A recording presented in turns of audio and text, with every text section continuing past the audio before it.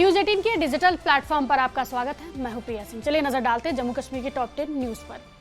मुख्यमंत्री उमर अब्दुल्ला ने श्रीनगर स्थित सिविल सेक्रेटेरिएट में आगामी बजट को लेकर एक अहम बैठक की। इस बैठक में सेंट्रल कश्मीर के विधायक, प्रशासक और टूरिज्म, ट्रेड और ट्रांसपोर्ट इंडस्ट्री के स्टेक होल्डर्स शामिल हुए।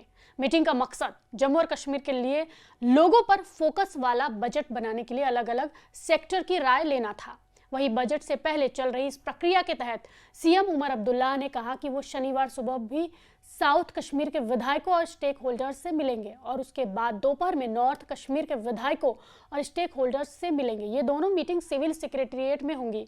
बजट सेशन फरवरी के पहले हफ्ते में जम्मू में शुरू होने वाला है, जिसमें सीएम उमर अब्दुल्ला 6 फरवरी को बजट पेश करेंगे।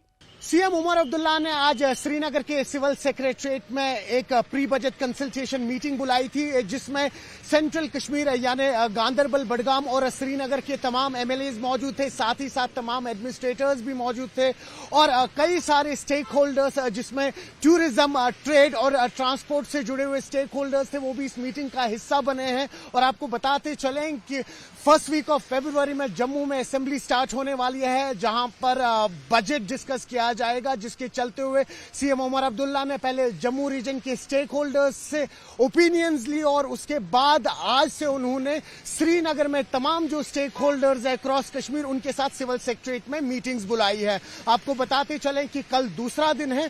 फर्स्ट हाफ में सीएम उमर अब्दुल्ला ने साउथ कश्मीर के तमाम एमएलएज और रिप्रेजेंटेटिव्स को सिविल सेक्रेटेरिएट बुलाया है और वही सेकेंड हाफ में नॉर्थ कश्मीर के तमाम एमएलएज और स्टेक होल्डर्स के साथ साथ तमाम रिप्रेजेंटेटिव इस प्री बजट कंसल्टेशन मीटिंग का हिस्सा बनेंगे।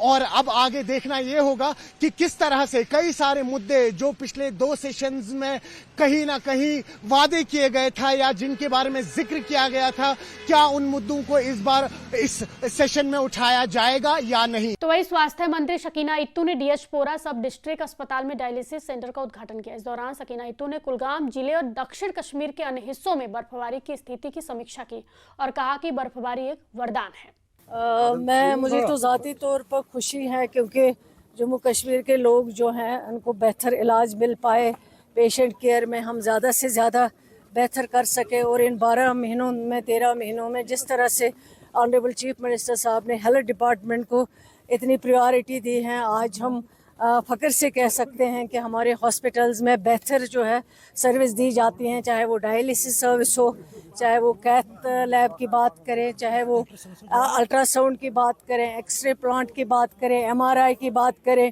और इंशाल्लाह बहुत जल्द जो है हमारा एमआरआई जो है वो अनंतनाग में इंस्टॉल हो रहा है।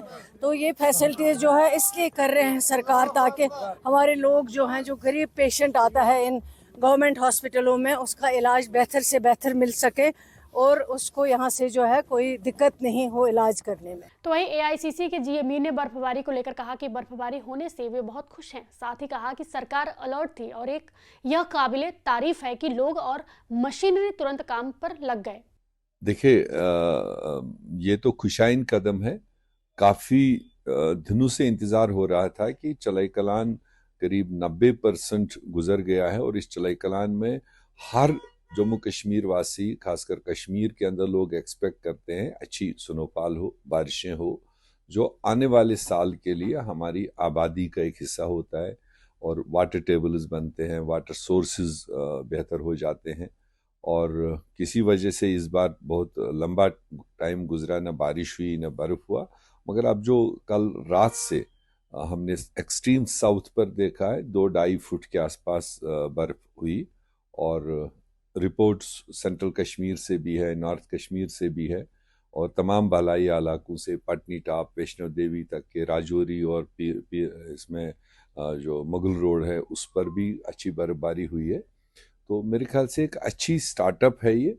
श्रीनगर के डीसी अक्षय लाबरू ने बताया कि बारिश के बाद सड़कें साफ कर दी गई हैं। तेज हवाओं से कुछ बिजली की लाइनें गिर गई हैं और उसकी मरम्मत का काम जारी है। उन्होंने बताया कि शहर में बर्फबारी नहीं हुई है, लेकिन उसके लिए भी टीमें और मशीनरी तैयार रखी गई है और किसी भी मुश्किल स्थिति में मदद के लिए इमरजेंसी नंबर जारी किए गए हैं। देखिए, कल रात को जो गस्टी विंड्स की प्रेडिक्शन थी और उसके बाद जो गस्टी विंड्स श्रीनगर शहर में आई, आपने देखा होगा रातों रात, चाहे वो महजूर नगर हो, चाहे वो करण नगर हो, चाहे वो बुलेवार्ड हो, चाहे वो अलग अलग इलाके हों, पूरे मुख्तलिफ ब्रेन निशात हो, हमारी टीम्स ने मिलकर, चाहे वो हमारे SDRF हो, चाहे वो RNB की टीम हो, SMC की टीम हो और डिस्ट्रिक्ट पुलिस की टीम हो, रातों रात वो रोड्स की क्लियरेंस हुई। आपके सामने ये वाकया भी आया होगा कि डल में कल एक मेडिकल इमरजेंसी हुई थी। SDRF की टीम और डिस्ट्रिक्ट पुलिस की टीम रेवेन्यू टीम के साथ मिलकर उनको फटाफट वहाँ से निकाला। जम्मू कश्मीर में बीती रात से हो रही बर्फबारी से ठंड बढ़ गई है। बर्फबारी से कई जगहों पर जनजीवन अस्त व्यस्त हो गया है और जगह जगह हाईवे पर लगे जाम ने यात्रियों की मुश्किलें बढ़ा दी है। बर्फबारी से हवाई यातायात भी पूरी तरह से प्रभावित हुआ है। हालांकि इस बर्फबारी ने पर्यटकों की आंखों में चमक ला दी है और वो इस बर्फबारी का पूरा लुत्फ उठा रहे हैं। पुलवामा की राजपुरा तहसील में तेज हवाओं की वजह से कई घरों की छतें उड़ गई। राजपुरा के इलाकों में भारी बर्फबारी से लोगों को मुश्किलें हुई।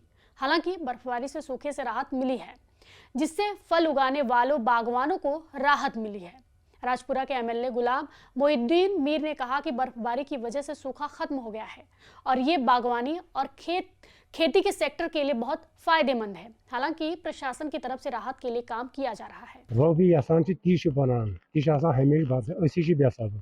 बहरहाल वनकस पे यह पे अत रहमत अथी योत निकल सारे इंसान तह दवा पे वनकस हंद खर तिमन 4 खाद बे तिमन सारी दवा यह जबरदस्त खौफ गो क्या मे बासान मान जिंदगी मज गो युथ रात यह एपिसोड मान जिंदगी मज गोडनिक लट मे गो तशवीश तो बहरहाल वाल तमे आय इंतहाई तशवीश कोर बाकी चलो रबन को पर सहल क्या नुकसान गो माली तो जानी बनो एरिया है वहाँ करीबन 5 से 6 फुट के करीब बर्फबारी हुई है और इस वक्त हो भी रही है। और यहाँ मुझे अभी एक वक्त यहाँ रोहमुआ निवा रोड हमने क्लियर किया है और फिर फोन आ रहे हैं क्योंकि फिर जो बर्फबारी होने की वजह से बर्फबारी का जारी होने की वजह से फिर जमा हुआ है बर्फ वहाँ पर। तो वही पुलवामा पुलिस ने पूरे जिले में समाज के कमजोर वर्गों की सुरक्षा और भलाई सुनिश्चित करने के लिए लगातार बचाव अभियान चलाया जो खराब मौसम से प्रभावित थे। ऐसे ही एक बचाव अभियान में एक गुज्जर परिवार के बीमार सदस्य को उसकी झोपड़ी से बचाया गया और मेडिकल इलाज के लिए सुरक्षित रूप से सब डिविजनल अस्पताल राजपुरा में भर्ती कराया गया। एक और समय पर की गई कार्रवाई में शादी मार्ग चेक डेंजरपोरा के रहने वाले 6 साल के बच्चे मोहम्मद इबाद को उसके घर से बचाया गया और तुरंत मेडिकल सहायता के लिए अस्पताल में भर्ती कराया गया। तो वही बडगाम जिले के मगाम इलाके में रात में तेज हवाओं से रिहायशी घरों को काफी नुकसान हुआ है, जिससे लोगों में काफी परेशानी है यानी रोष भी है। मगाम में मिराज उद्दीन जरगर ने आरोप लगाया है कि मगाम म्यूनिसिपल कमेटी ने अभी तक घरों की मरम्मत की इजाजत नहीं दी है। उन्होंने स्थानीय लोगों से मिलकर मगाम म्यूनिसिपल कमेटी से घरों की मरम्मत के लिए समय पर इजाजत देने की अपील की है ताकि और नुकसान को होने से रोका जा सके। उन्होंने अधिकारियों से नुकसान का जायजा लेने की भी गुजारिश की।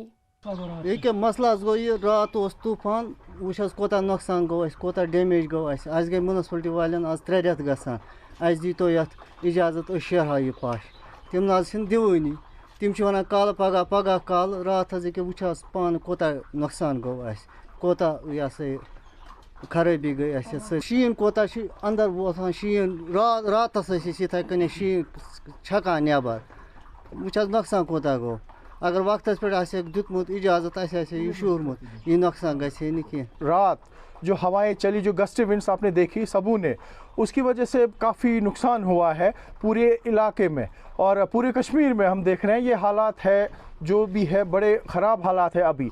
लेकिन अभी हम फ़िलहाल हम बात करेंगे अपने एरिया की जो हमारा मागाम है। आप यहाँ से देखिए कि आपने अभी जितनी भी फोटोग्राफी की होगी इधर कितना नुकसान है इधर।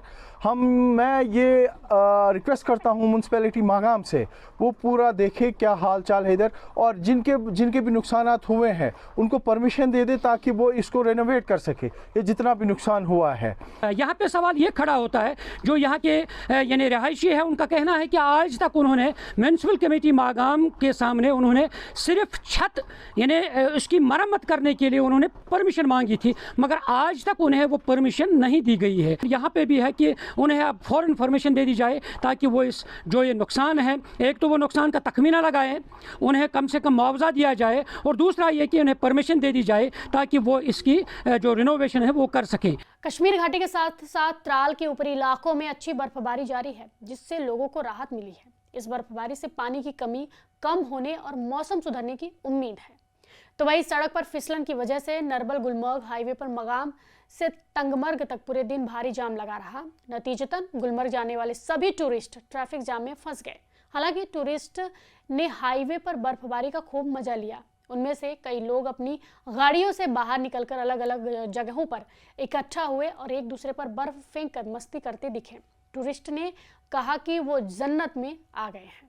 न्यूज़ 18 में आपका इस्तकबाल। मैं हूं मुनीर हुसैन हुर्रा। जैसा कि आप जानते हैं बर्फबारी हुई है और जिसकी वजह से फिसलन भी हुआ है, ट्रैफिक जाम भी जारी है श्रीनगर गुलमर्ग हाईवे पे, और मगर उसके बावजूद जो टूरिस्ट हैं वो रुकते नहीं हैं और यहाँ बर्फबारी देखने के लिए आए हैं, मगर ज़रूर वो गाड़ियों से उतर रहे हैं और इस वक्त यहाँ पे खुशी से घूम रहे हैं, आनंद ले रहे हैं। आप देख सकते हैं कि किस तरह से यहाँ पे साइड में ये बर्फबारी का आनंद ले रहे हैं बड़ी तादाद में टूरिस्ट जो है, और इस तरफ आप देखेंगे किस तरह ट्रैफिक जाम लगा हुआ है, मगर उसके बावजूद यहाँ टूरिस्ट से अपने आप को खुशकिस्मत पाते हैं कि इनकी मौजूदगी में यहाँ पे बर्फबारी हुई है। और कुछ टूरिस्ट से हम बात करने की कोशिश भी करते हैं। जी मैम, कहाँ से हैं आप? हम अहमदाबाद से। कैसा लगा यहाँ पे? अभी गुलमर्ग जा रहे हैं। अच्छा लगा। अच्छा लगा हमको और बहुत एंजॉय किया। और क्या संदेश देना चाहते हैं, कैसा लगा आपको? क्या संदेश, तो क्या अभी थोड़ा मज़ा आ रहा है इधर। अभी 3-4 दिन से हम आए हैं इधर घूमने के लिए, लेकिन स्नोफॉल का बहुत इंतजार किया लेकिन हुआ नहीं। लेकिन आज हमको स्नोफॉल देखने को मिला है कश्मीर में। लकी है आप? हाँ, बहुत लकी और बहुत ही आनंद आ रहा है हमारे को इधर, बहुत ही मज़ा आ रहा है। आप बताएं क्या कहना चाहिए? हम है दूसरी बार आए हैं टर्मर्क, क्योंकि पहली बार हमको स्नोफॉल नहीं हुआ, इसलिए अब दूसरी बार जा रहे हैं अपन वो वाटरफॉल देखने। बिल्कुल, आप बताएं। अभी हम और देखना चाहते हैं, स्नोफॉल हो जाए तो और एंजॉय करेंगे हम और मेमोरी बना के जाएंगे हम लोग। बिल्कुल, मेमोरी बना के जाएंगे। और यहाँ पे कुछ और टूरिस्ट से आप बताएं मैम, कहाँ से हैं आप? हम राजस्थान से। अभी यहाँ पे एंजॉय कर रहे हैं? हाँ, बहुत सारा बहुत सारा एंजॉय कर रहे हैं। बिल्कुल नाज़रीन, यहाँ पे कुछ और टूरिस्ट हैं। आप देख रहे हैं कि किस तरह से एक दूसरे पे बर्फ फेंक रहे हैं और खूब आनंद ले रहे हैं। मैम, आप कहाँ से हैं? हम दिल्ली से। बताएं कैसा लगा, कैसा आनंद? बहुत अच्छा है। लकी मानते हैं कि यहाँ पे बर्फबारी हुई? बहुत बर्फ है, डर भी लग रहा है इसमें चलने में कि गिर ना जाए।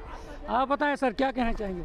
बढ़िया, बिल्कुल एंजॉय कर रहे हैं। फर्स्ट टाइम कश्मीर है, मज़ा आ रहा है अभी तक तो। बिल्कुल मज़ा आ रहा है और आप देख सकते हैं कि किस तरह से बड़ी तादाद में टूरिस्ट यहाँ खूब है और बहुत मज़ा आ रहा है। आप लोगों से और विनती है कि आप जल्द से जल्द बार कश्मीर आए यार। आप प्लान बनाइए, आप आ जाइए। पैसा नहीं होगा तो उधार लेकर आ जाइए, लेकिन आइए।